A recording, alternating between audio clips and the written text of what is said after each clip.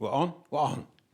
Hi, my name is Bill Thwaites. I am a senior Bikram Yoga teacher with clients spanning Lady Gaga, Benedict Cumberbatch, Gemma Arterton. The list is long.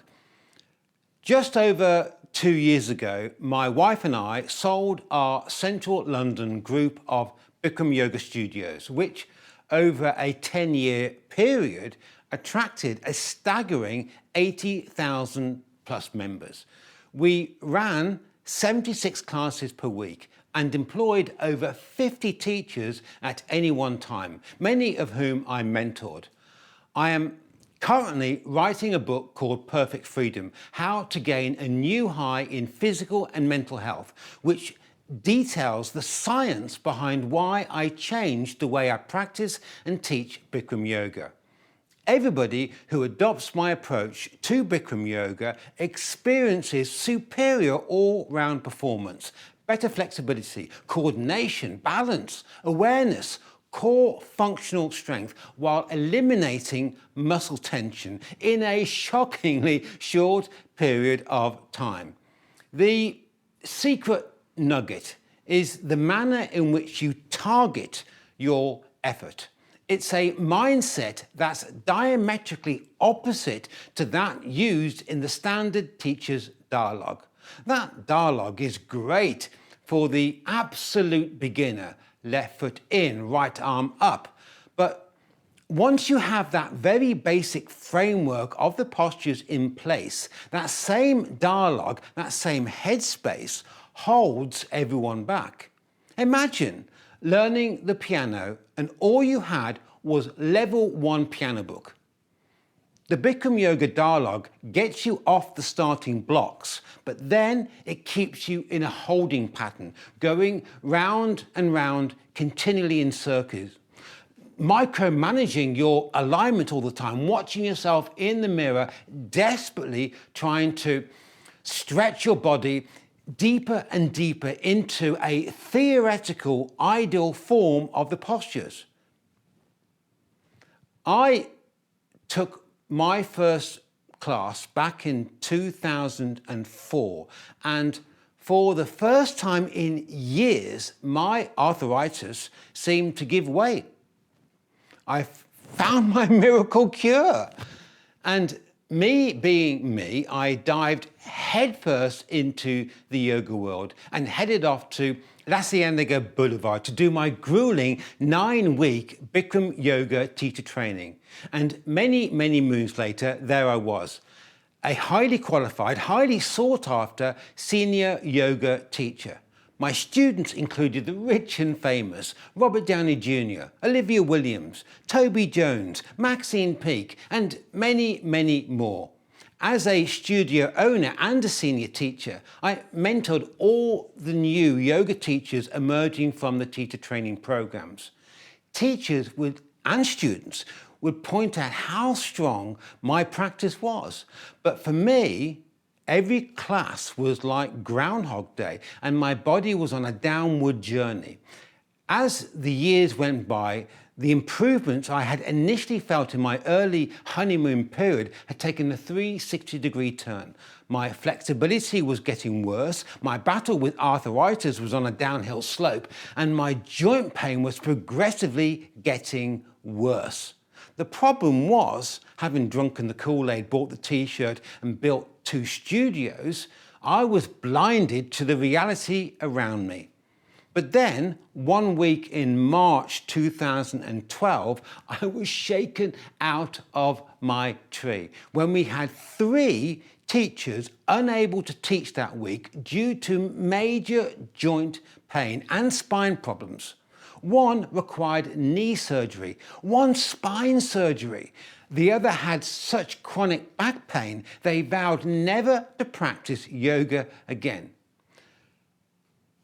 Talking to a friend of mine about this, who happens to be an author of a book about the spine and an internationally renowned osteopath, he said, "But Bill, the yoga industry keeps us osteopaths in business."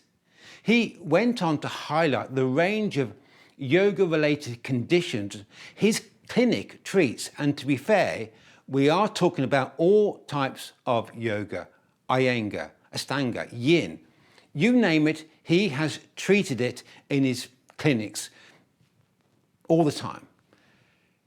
This realization shook my world. I chose to become a yoga teacher to help people, to give back, not to make matters worse. It also explains why most yoga studios, whatever the style, find it hard to retain students more than a year. It became blindingly clear that I was not alone. So many people who practice yoga do not gain anything like the improvements in flexibility, strength, or general health and vitality they had hoped for. Yet they continue in the belief that their struggle will one day yield results because we tell them to trust the process. It's all in the journey. There's something wrong with this picture. So I did the unthinkable.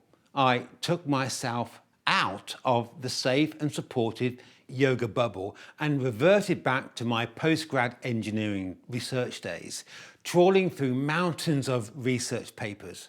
I dived into the emerging science in health and vitality, in sports performance, longevity, biomechanics, and neuroscience.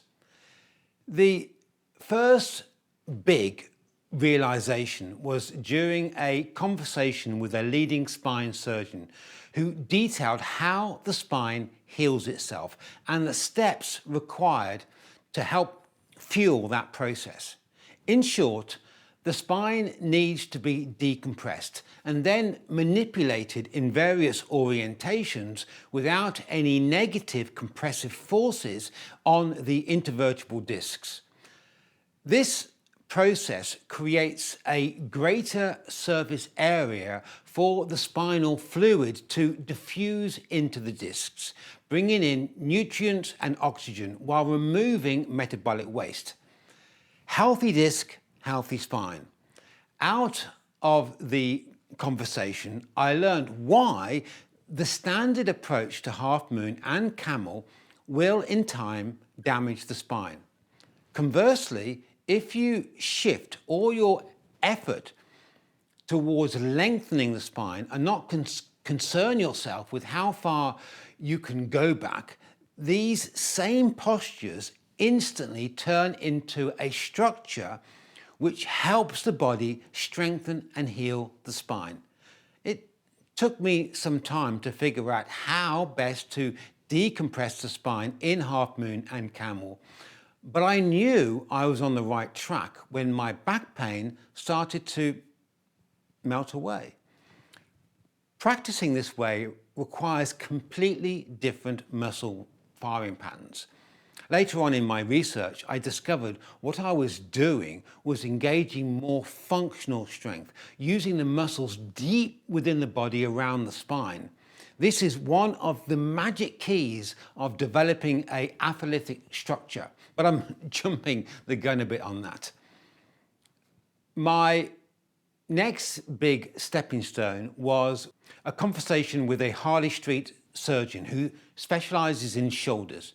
He told me some interesting facts about synovial lubrication fluid, which, just like spine fluid, brings nutrients and oxygen into the joints and removes the metabolic waste. This process is a vital part of reducing inflammation within the joints, which is a common reason for poor flexibility.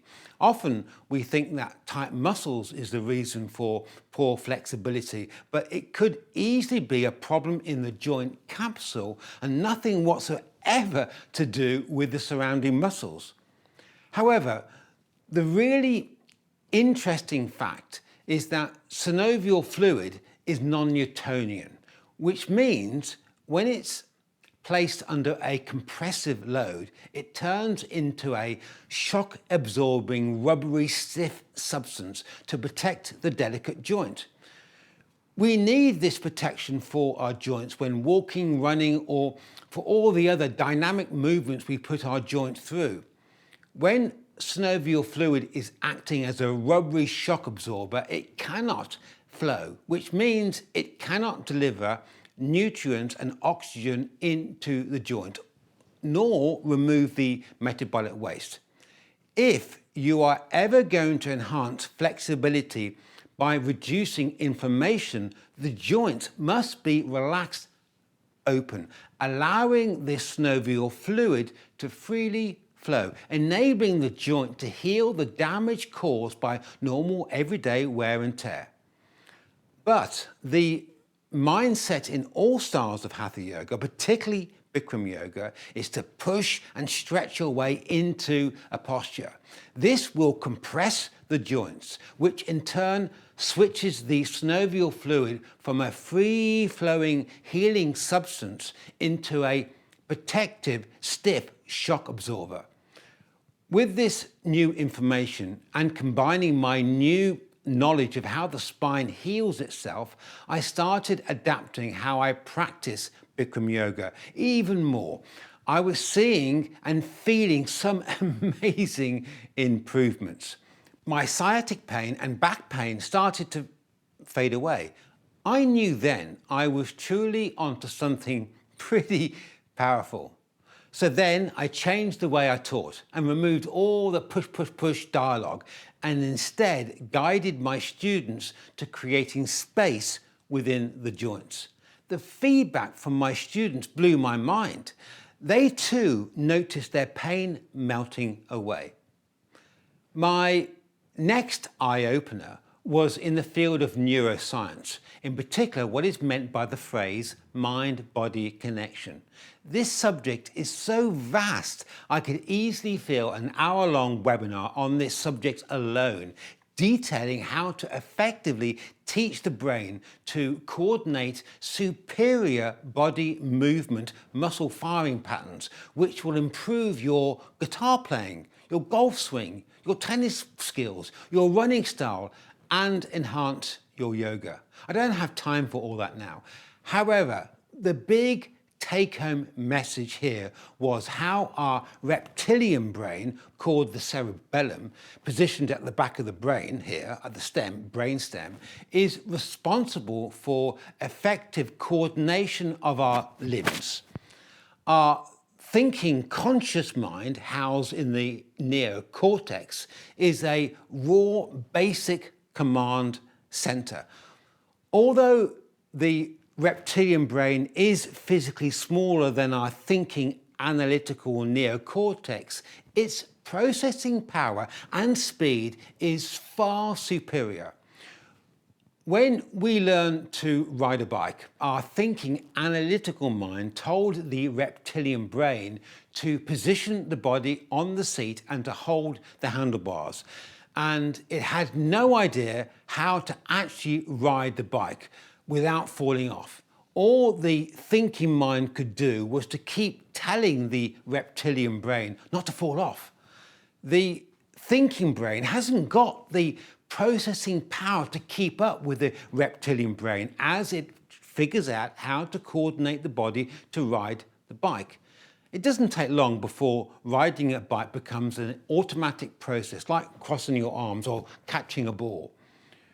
You would never have learned how to ride a bike if the thinking brain kept micromanaging the whole process all the time. Push your left leg down more, shift your weight to the right more, chest up more. The training of all physical activities, like learning the piano, dancing, golf, tennis, boxing, is all about the thinking mind telling the reptilian brain the basic nature of the movement patterns you are seeking to achieve. And then through repetition, the reptilian brain masters and perfects the movements. The thinking mind is not involved in this process. But in Bikram Yoga, we repeat the same beginner's dialogue with an intent focus on alignment. Get the hips square, get the foot parallel, get the fingertips between the big and second toe, and the list goes on. Basically, we keep the thinking, analytical mind actively engaged, micromanaging a far superior and faster reptilian brain. Also, as I will cover later on when I look at human variability, due to the range of shapes and sizes of the spine, hips and shoulders, for most people, it's impossible to achieve some of the so-called perfect alignment we are all meant to end up with. In golf and tennis, alignment is also important, but it's more a loose alignment to help the body get the ball where you want it. Alignment for the sake of alignment is pointless.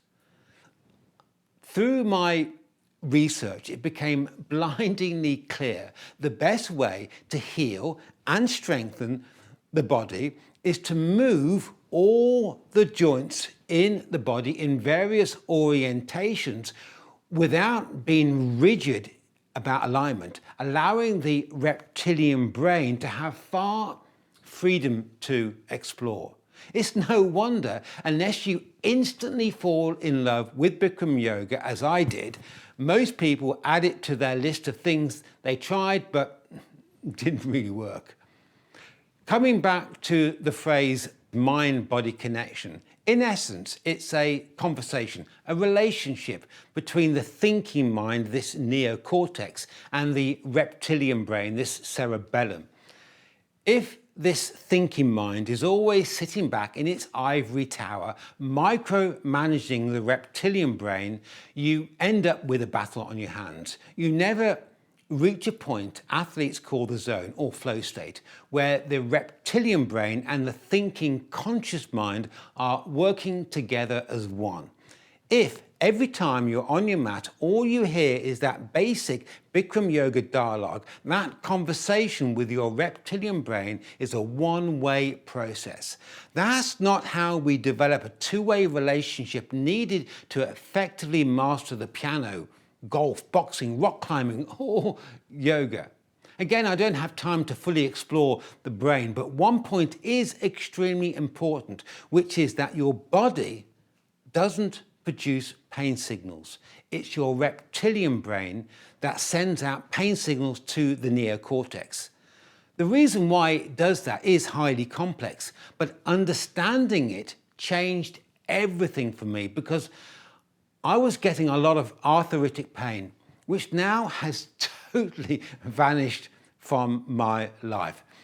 In my workshops, this one subject gets all the students fired up a lot, because the techniques I used help eliminate pain can be applied to everything we do in our everyday life. This brings me on to my research into sports performance. Entering into the high-end world of sports performance is an eye-opener. This research is seriously well funded. Sport is a multi-billion-dollar industry and wants to keep its star players in top performance mode and back in the game quickly when injured. The first thing I learned was stretching weakens the performance of the muscles, which is why top coaches use stretching with great caution and only when needed. Research has shown that tight muscles don't require much stretching to loosen up, and if you continue to stretch, you weaken the performance of your muscles. In the first month of practicing yoga, we love the stretching sensation we feel. This is where we fall in love with yoga, and we call it the honeymoon period. The sad fact is that after a month of stretching, you're done and nothing more is gained as you reach a point of your elasticity. At this point, any further intense stretching will weaken the performance of your muscles. As an interesting side note, how much you are able to stretch depends on the type of collagen your tendons and ligaments are made from. A bendy contortionist will have more of the stretchy type 3 collagen, and a weightlifter would have more of the stronger type 1 collagen. Moving on, the biggest take-home message from the sports performance world was that if you wish to upgrade your overall physical performance in terms of mobility, you have to strengthen your stabilization muscles. And if you're injured, you should never be taking things easy, because all you do is confirm to the brain that you're injured. And if the brain thinks you're injured, it will keep sending out those pain signals to stop you from moving. And if you don't move, your muscles will wither very quickly and heal in a weakened state. Instead, you have to train smarter. You still have to use maximum effort, but the manner you apply that effort is one that heals the damage, strengthening the stabilization muscles of the joint and spine, so the injury doesn't return again. This flies in the face of the typical approach to yoga. We breathe into the stretch, stretching out tight muscles, and if we're injured, we're told to take it easy. However, the biggest lesson I learned here was that in yoga, we engage mainly the primary mover muscles and not the inner stabilization muscles. For instance, in Bikram Yoga, the teacher tells you a light body is a tight body. Sorry, the other way around, isn't it? It's a tight body is a light body. Contract your glutes. Every muscle contracted. Thigh muscles contracted. Lift the kneecap up. All these instructions engage the primary activation muscles, which, as I now know, does nothing to improve mobility, especially when you consider proprioception, which is another mind-blowing moment for me. But again, I'm jumping the gun and I'll come back to that in a bit. When you look at some of the high-end rehabilitation programs, it's all about moving the body through a full range of motion to open out the body, engaging the core stabilization muscles and not so much the activation muscles. In Bikram Yoga, the body is taken through a full range of orientations. There's nothing wrong with the sequence. In fact, I think it's far superior to the routines I've seen in the sports world. The only thing is, we don't open out the body. We get stuck on level one, pushing, squeezing, stretching our body into the postures and not open out to them. Opening out to the postures is a totally different mind-body conversation, requiring far more stabilization muscles, not the activation muscles. The manner in which we typically do all the 26 Bikram Yoga postures engages the activation muscles. The stabilization muscles never get a look in, ever. By the way, as we age, we tend to lose our stabilization muscles, which reduces our mobility. And this is the main reason why people in their 80s slip and fall. Anyway, back to my journey. And I'm now 18 months into my research and have already started changing how I practice and teach Bikram Yoga. My classes are filling up more than ever before, and students keep coming back. One had moved out to London and was looking at a 90-minute drive each way. Typically, the feedback was, I now practice at my local studio, which is great, but I feel I have to come back to your class at least once a month to remind my brain that what I should be focusing on. And I'm just thankful you teach Sunday mornings. Anyway, coming back to those stabilization muscles. When doing eagle pose correctly, the joints are relaxed, opening out, and you're decompressing the spine, increasing the space between the discs. The back mobilization surface muscles are relaxed, and it's only the inner stabilization muscles that are engaged, extending the spine outwards. You do need to rewire your muscle firing patterns to let go of old ingrained muscle memory to do this, which is not easy. That said, everyone can do it, even if you're not flexible. In fact, in my workshops, it's the flexible students who struggle most because up to now, they've been relying on their flexibility to get them through. And as I have now discovered, it's the flexible students who suffer the most with back and joint pain in later life. Over the years, I have honed down my ability to retrain students' capacity to correctly engage with their functional use of strength, engaging those stabilization muscles to expand the body open. In my online workshops, I get students to do this extremely quickly, where they are no longer trying to get their body into a yoga posture, but instead use a yoga posture to open the body. And almost instantly, their knee pain, back pain developed from their beginner's level 1 approach to Bikram yoga vanishes. By the way, this does not mean you'll never be able to go deep into the postures, because in time, students find they end up going deeper. However, the point is that depth is never their primary intention. And intention, that's an extremely important word, and I use it a lot in my workshops. The next super big area of research that blew my mind was just how much professional sports training involves proprioception drills.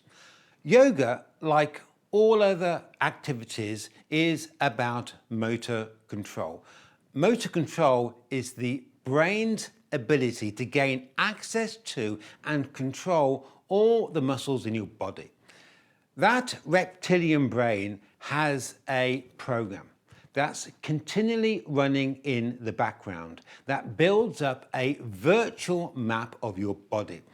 It builds this map from a mountain of nerve endings that run throughout the whole body. These mechanoreceptors, as they're called, transmit information about the body, such as joint position and motion and tons of other stuff. The brain receives between 10 to 20 million signals per second from these sensors, continually forming a virtual map of, well, you. The brain uses this map to control the body. Often a mobility issue is not a mechanical problem, it's a mapping problem. And without a good map, the brain cannot effectively coordinate the movement of the body. In modern sports performance world, they now focus heavily on techniques to repair mapping problems. These techniques are all based on the fact that an open mobile joint creates a vivid and full map with all the sensors within the joint activated. Conversely, an immobile, compressed joint shuts that conversation off, and your map will be poorly developed. So, if your conscious thinking mind thinks it's a good idea to contract the standing leg to lift the kneecap up, under some strange belief you are protecting the knee joint, you shut off most of those nerve endings, which means your mapping is going to be non-existent. So when you lean forward to grab the foot and the knee bends, that's the brain, that's because the brain is unable to access these stabilization muscles around the knee joint. Unless there is a real structural defect, if you cannot get a perfectly straight leg in standing bow or standing forehead to knee, that's a mapping problem. It's not because you don't have the strength. It's because the brain doesn't have the mapping to talk to the stabilization muscles to keep the leg straight. Actively contracting the leg is the worst thing you can do, which is why this whole contracting the leg game doesn't work and often damages the knee. In my online workshops, I flip the whole locking the knee game on its head and teach students how to correctly stand on one leg, pulling the standing leg out of the hip socket as if it's floating in air. And then we actively move the body around with a straight leg while keeping the hip socket pulled open, helping them form a strong neurological mind map. And then they discover just how easy it is when they shift their balance forward to grab the foot with perfect control. And by the way, due to the nature of the way the body moves when we dance, dancers unknowingly have a great neurological mind map, which is why professional dancers find yoga easier to do than the average person. With today's highly advanced imaging technology, the past 10 years of research has changed everything we previously thought was true about how our body works, particularly how the body works while doing physical activity. This brings me on to my next big breakthrough, which was when I was introduced to a man called Stuart Mcgill, who is the world's foremost authority on matters related to the spine, particularly the spine of elite athletes. I learned just how little compression it takes to buckle the spine and damage the spine, which the standard Bikram mindset of go back, way back, more back really does every single time without fail. His work truly smashes the belief which exists in many Bikram yoga circles that a compressive force to the spine is good for it.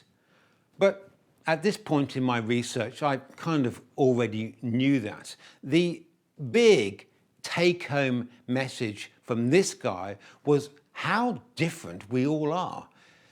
This brings me back to the term human variability. Just looking at the range of sizes and thicknesses and the length of the head of the femur bone, which slots into the hip socket, and the different types of hip sockets, it's clear why some people are good at triangle pose but not standing bow. Someone may love locust pose but dread fixed firm because of how it aggravates their knee pain. When you stop this game of stretching into the postures and instead use the yoga postures as a framework to open out your body, instantly yoga becomes a dynamic, active, functional process which is not limited by your personal anatomical structure. Yoga turns into the most astounding mobility program where two people as diverse as a rugby player and a dancer can both gain as much benefit, where each of them is allowed to explore and enhance their flexibility and their core functional strength, eliminating getting all my words wrong now, eliminating muscle tension and joint pain while restoring mobility and gaining superior coordination, balance and awareness. Oh, and by the way, in my workshops, I get a lot of Bikram yoga teachers who have knee problems and hate fixed firm. But when I teach them how to open out their knees as they move into the posture, instantly it turns into a posture they love. What you get out of your yoga practice all depends on your intention. What are you hoping to achieve with your Bikram yoga? Are you looking to reduce pain, enhance mobility while increasing physical and mental performance? Or are you looking to perfect standing bow? I know my answer, and the answer of all my students who come to my workshops, what they would say. The only people I meet who would like to perfect standing bow are the dancer types, because they have the bone structure to do it. Saying that, one of my students is the first artist for the Royal Ballet in Covent Garden, and he also used my approach for a very good reason. He started Bikram yoga because of an injury. For a professional dancer, an injury means you're out the game. After 6 months of practicing Bikram yoga, he could do standing bow perfectly, with the kicking leg vertical straight up over his head. But his ankle problem and his shoulder injury was still there. So I told him about my approach, and to stop this game of always going to your max, and that the dance floor is where he explores his physical and mental limitations. His yoga practice is his time to recover from the brutal hammering his body takes while on the dance floor. Being a dancer with a great connection with his body, he got it in a flash. 1 month later, his shoulder and ankle issues were gone. It was great to see him in class opening out to the postures, particularly standing bow. Sometimes you would see him and his toes would not come over the top of his head, but you could see and feel his engagement of functional strength expanding out the body. Sometimes the foot was halfway over you could just about see it. And sometimes he just couldn't help himself, and he would be in the perfect standing splits.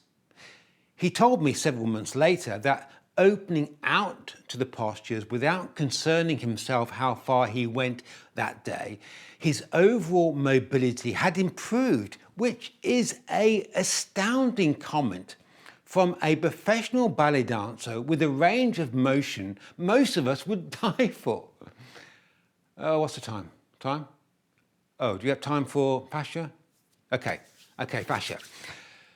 Fascia is a highly dense, interwoven, fibrous mesh covering and penetrating every muscle, nerve, bone, artery, vein, as well as all our internal organs such as the heart, lungs, brain, and spinal cord.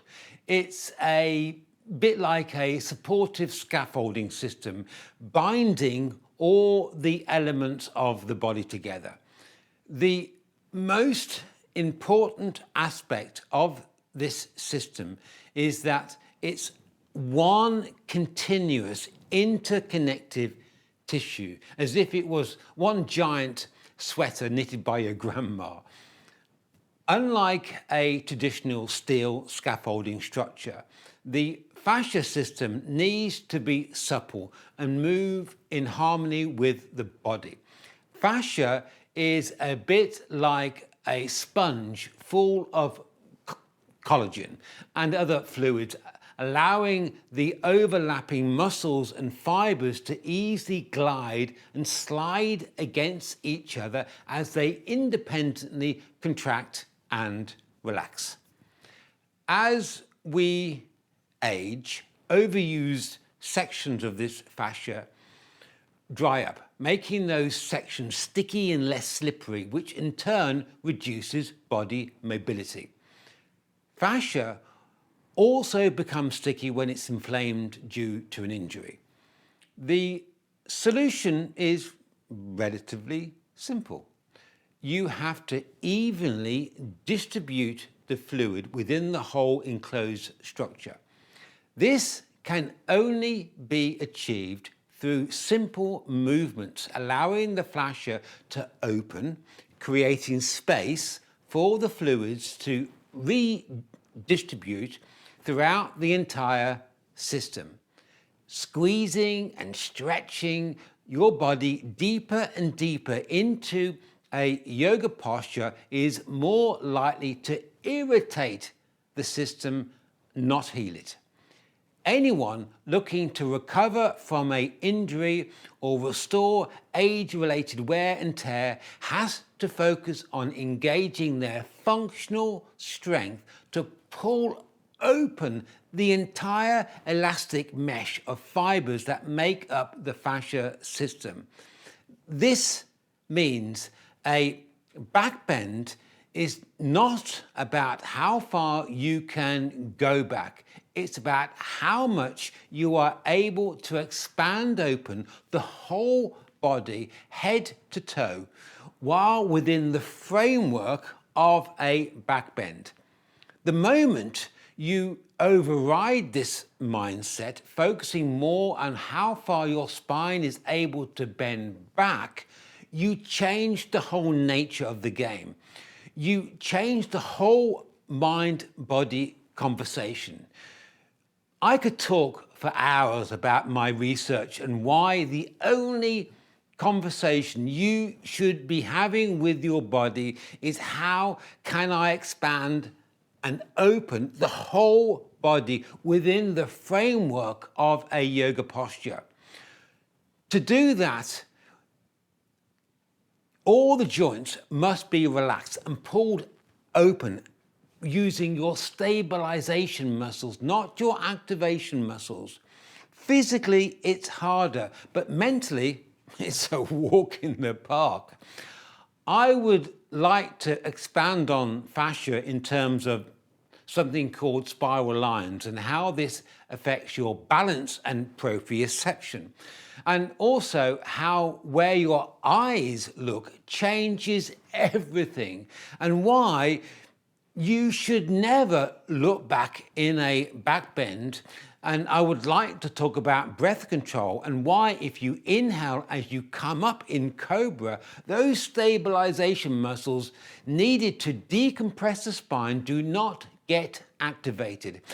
And why, if you don't drive your energy forward in full locus, you won't create space in the spine, which you need to do in order to come up without creating a negative compressive force that buckles the spine. I could go on and on and on, but I want to get into some doing. So let's do some postures. So to recap, I am no longer trying to get my body into a yoga posture, but instead use a yoga posture as a framework to open out the body. Okay, first off, let's see how this feels with the shoulder. I want you to all do this right now. Bring your arm out and stretch it away from you as if you're trying to touch the wall. Go for it. Touch that wall. Come on, touch the wall. Touch the wall. You're not trying harder. Come on, really go for it. Really touch that wall. Come on. Okay, now cast your mind's eye over your arm and feel the muscles contracting. Feel the muscles in your shoulders contracting. Tune in to those muscles. Okay, arms down and shake it out. Shake it out. Shake it out. I now want you to totally relax your shoulder socket on the same arm. And now gently pull the arm out of the shoulder socket to try to create space in that socket, as if the arm is floating in air within the socket. you may have to wiggle the socket a bit to find that sweet spot, just there. Now, maintaining that feeling of space within the socket, lift the arm up and lengthen it away, keeping that space within the socket. Now, notice you are only using a very fine band of internal muscles. Most of your muscles are totally relaxed. It's no longer a tug of war. It's more a precise use of strength. You're now building strength in your tendons, and your shoulder is nicely relaxed open and the fluid can flow. That's how to correctly lengthen your arms out in, say, triangle pose. I say with triangle pose because I want to now move on and look how to create space in the hip sockets in triangle pose. Well, actually, I'm just going to do the first part, warrior. Let me switch cameras. We good? We're good. Okay. So I'm just going to go through warrior pose, which is the first part of triangle pose. I'm going to do it in the classic Bikram style. Okay, arms up. Right foot out, arms down. Turn your left foot out, and then take a breath, lift up, and bend your left knee and into the posture. Even bounce if you want. Bounce, bounce, bounce, bounce, bounce, and get in. Okay, there I am in the posture, but I'm not achieving anything. What I'm doing, in fact, is compressing my hip socket. I'm compressing the femur bone into the hips. Both hip sockets are actually compressing. So the synovial fluid in the joint can't flow. It's turned into a stiff, rubbery form, which is actually holding me in place. It's making this really easy to do. Nothing is really gained. I can feel a little bit of a stretch down this leg, but I'm not really using any strength at all. Now, let's do this in a way of opening out to this structure. Okay, arms up, right foot out, arms down, turn the left foot out. Again, first off, stretch the arms out the shoulder socket so you can feel them relaxed, pulled open. Just that alone is hard. Then take the breath and then bend the left knee and pull the femur bones out of the hip socket and feel like there's creating space within the socket so the fluid can flow. This requires an awful amount of functional strength, stability strength, pulling everything open. I'm accessing all those proprioceptors in the hip socket, so my brain has got a nice full map to access. Also, because I'm opening out, the hip socket naturally finds the right orientation, which is right for me. Some people can have their hip square. Some people need to rotate the hip a little forward and down. The amount you need to position that hip is independent to the person. It's individual to you. But when you open out, the body just naturally finds that alignment, which is just perfect for you. Okay, now let's do half moon. I'll do half moon in the traditional classic Bikram yoga style. I'm going to use it with one arm because I want to use my other arm as a pointer. Okay, arm up. Obviously both arms are up. Take the breath.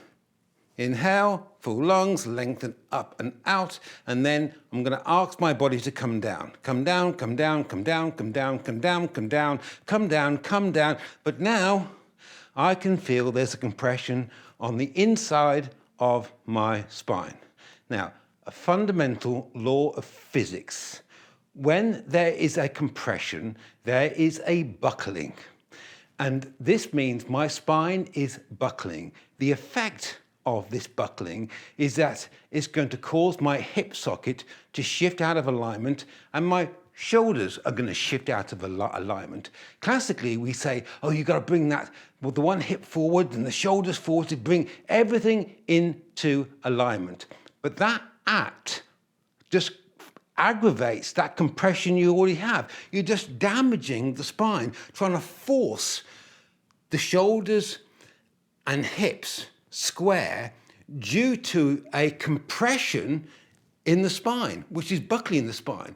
You're just making everything worse. You're damaging your spine. And all you're doing is using your activation muscles to pull you down.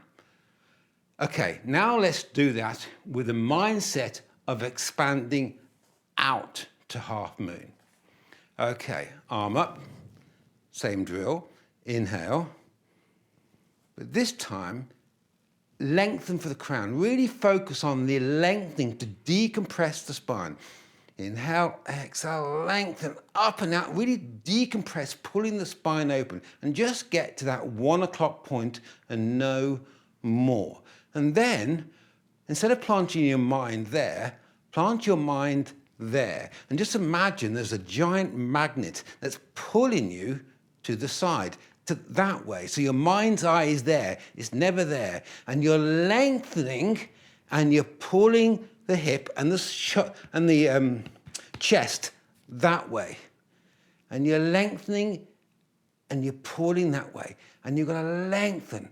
And you've got to feel so much length. I can feel so much length. I can feel there's not only space in the spine, I'm pulling all the vertebrae open. I can feel this hip socket being pulled out of, I can feel this femur bone being pulled out the hip socket. I can even feel this ankle, both ankles, pulling and expanding open, because I'm asking my body to expand, expand, expand, lengthen, expand, lengthen, expand, lengthen, expand. It does require far more functional strength. I'm engaging, what I could feel there, my back muscles were actually quite relaxed. My glutes were extremely relaxed. What I felt was the internal muscles surrounding my spine, pulling the spine open. Those are my stabilization muscles. That's how you should do half moon. The conversation you're having with your body is not how far you can go, it's how much can you expand open the whole body. Okay, let's come back. We back? We're back, okay. When I started looking at the emerging science to find out why my body was seizing up and why I was seeing so many yoga-related injuries, I was fully aware I could come out the other side, totally abandoning Bikram Yoga, switching to some other modality. But instead, I learned how superior the sequence is in terms of the range of orientations the body has to adopt. The amount of standing postures helps develop our coordination, balance and awareness like no other routine does. What governs how well we move our body is the spine and its dynamic interplay with the hips. Again, Bikram Yoga is amazing at strengthening this relationship. The only problem is how the basic level 1 beginner's dialogue holds us back in this mindset of stretching into postures with an intense focus on alignment. A mindset that ends up creating negative compressive forces that buckle the spine, which in turn misaligns the rest of the whole body. Then we try to correct those misalignments by force and not address the root cause. This is all true for other styles of Hatha Yoga, where we focus our attention on the symptom and not the root cause. Often it's hard to know the root cause of a poor alignment. However, when you open out to a posture, alignment automatically falls into place.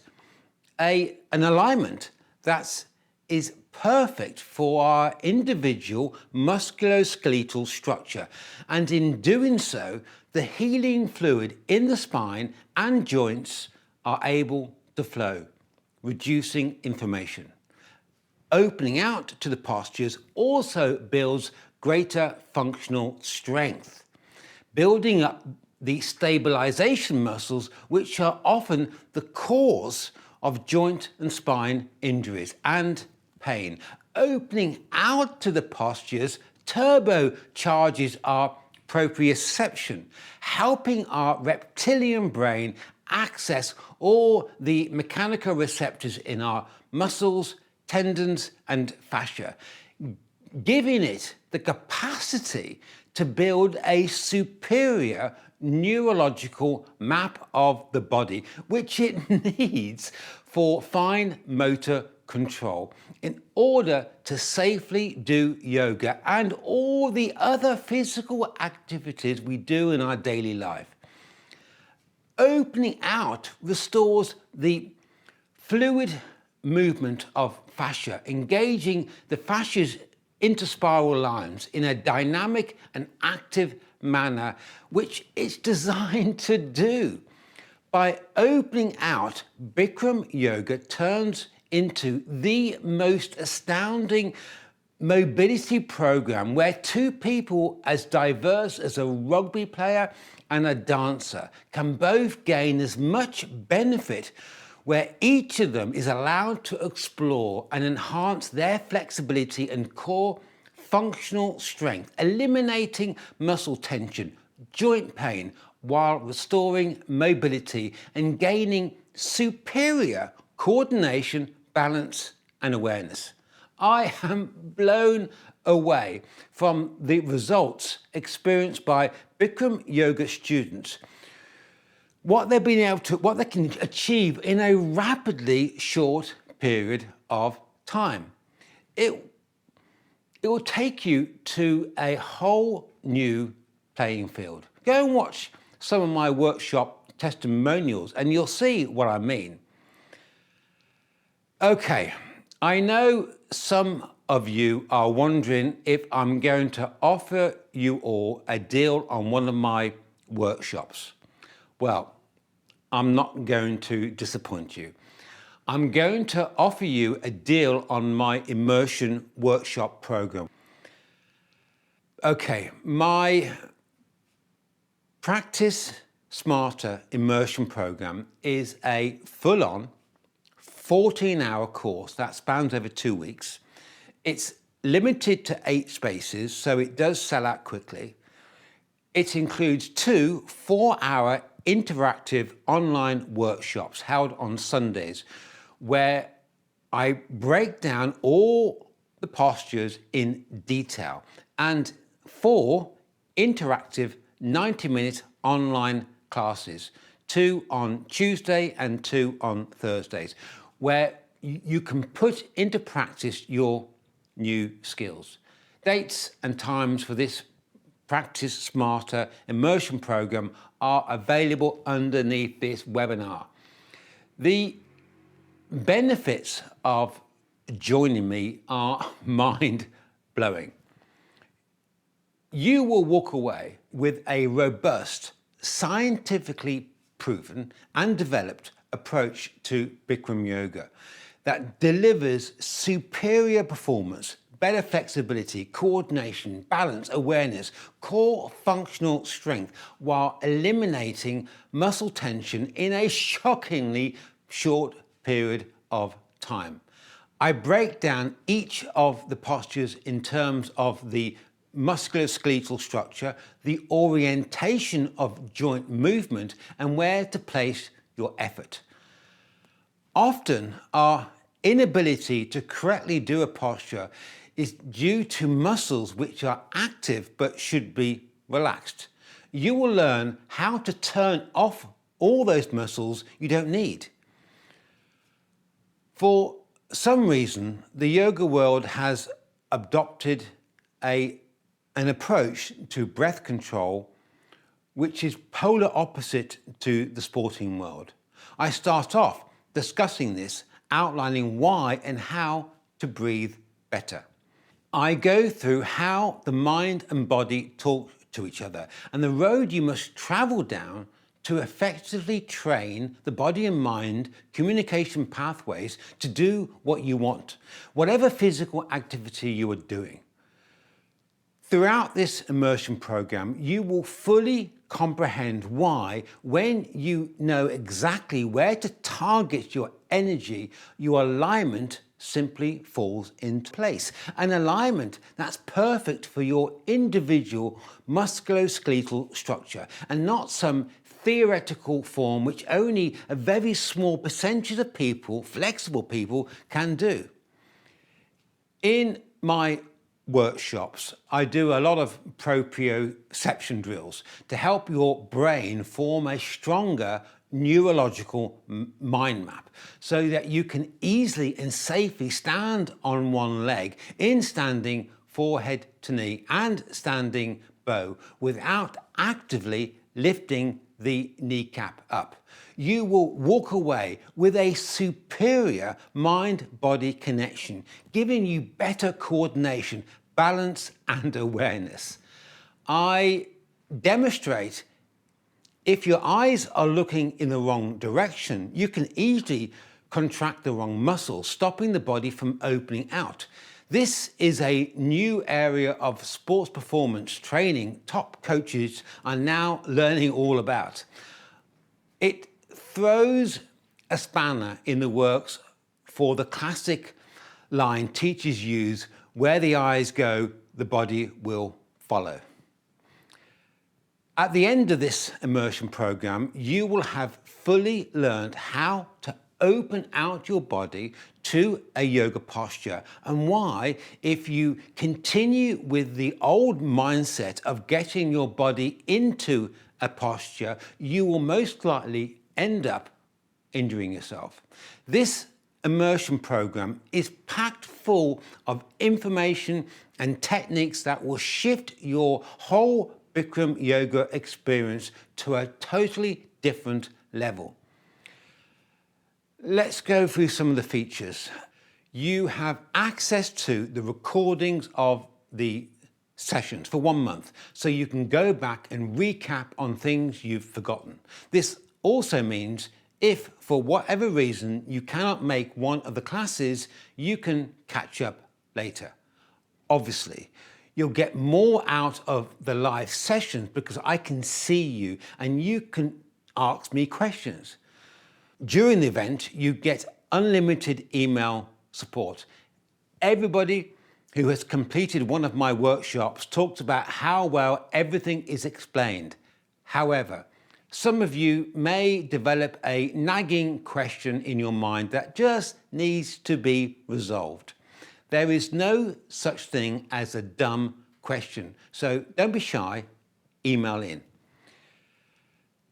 You get access to an online private members area. As knowledgeable as I think I am, someone else who is on this program or has completed this program may very well have direct experience of a particular issue, and it can be extremely insightful to hear how they solved it. This is why we offer a private members area where you can talk amongst yourselves, and of course I will be there too. I actually encourage everyone to post questions in this group so everybody can learn. For all you yoga teachers out there, I'm putting together a mastermind group for Bikram yoga teachers where we meet up once a month via Zoom, offering feedback, support and accountability along the way. The aim of this mastermind group is to accelerate our development as teachers. We can all discuss some of the challenges we are finding with our students and how best to move these students forward. It's very much in its infancy at the moment, but demand is high and we're working on the format now. Plus, if you fully complete the program, you get a certification. This is for all you teachers out there who need to be able to prove they are keeping ahead of the game and not sitting back resting on their laurels. We do get a lot of teachers on this program because they want to increase their retention rates. And students love this approach. Just one last point. For years, I used to have to visit an osteopath, on average once a month, paying £110 for each 45-minute session. However, the moment I started reprogramming my body to target its effort on opening out to the postures, I've not needed to book a single session. On a back of an envelope calculation, I've saved nearly £8,000 over the years. That's a lot of money to pay for a sticking plaster solution. This course is not a sticking plaster. It's a way of taking responsibility for you to support your body in its ability to strengthen and repair itself, and will serve you well long for an active life. The standard rate for this 14-hour immersion program is £398. The deal I'm offering you today is a whopping 50% discount. You need to use this coupon code I am Sohot 0820 to get this discount. The power of immersion can never be overstated. If you can only do 8 press-ups and you wish to get up to 20, it will take you years if you practice, say, once a week. However, if you immerse yourself doing just 5 minutes every day, you'll get it done and dusted in the blink of an eye. Easy. This is what this immersion program does. The quicker you jump in and get it done, and the more active you'll be at reprogramming your body to correctly target its use of strength. It took me some time to truly connect with the process of targeting my strength to open the body out.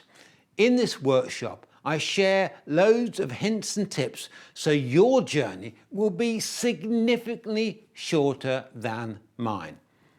Come join me and rapidly advance your Bikram yoga practice and get better results now. You'll need your yoga gear, your mat, water, and something to take notes, but it's more about you physically connecting with the process. I like to keep the class sizes small to ensure I can effectively address everybody's questions, which is why tickets sell out quickly. So, if you think this is just what you've been looking for, don't dilly-dally, book your place now. Dates and time for this Practice Smarter Immersion program and the buy button are below this video. Thank you for listening, and I hope to see you soon.